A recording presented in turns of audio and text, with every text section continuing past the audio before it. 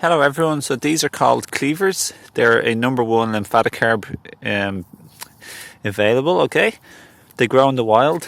They're also called sticky willy because they're kind of sticky a little bit, they stick to you. When they go into maturity, they start developing little like balls that stick to you. And that's when they're definitely more stickier, like, more velcro-y. You can eat these. I've eaten them abundantly in the past. You can eat the stalks and leaves. You can also make tea, or you can dry them and make them into a powder, or just dry them and make them into a tea for later stage also. So it's very easy. When they flower, they develop these lovely little white little flowers, lovely little petals, very dainty. And yeah, they just grow, as you can see, in this locality. And yeah, you can harvest them and enjoy them, or just nibble on them. They're not very tasty, so you're not going to add them to a salad. They're not very tasty, really.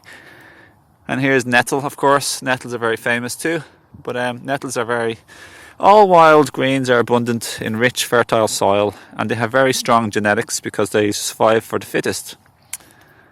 And that's this video. All grasses are edible too. And so are all clovers, like 3-leaf clover. All thistles are edible too, like milk thistle, bull thistle, because thistles have spikes. So this is about cleaver. So it's a great lymphatic herb, and it's just a wild green edible as well, if you're surviving it there in the wild.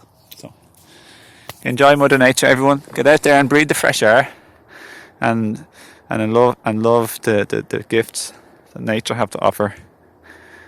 It's so healthy to get out there in nature. It's very tranquil, and it's very good for your fitness just to walk around or do some exercise in nature too.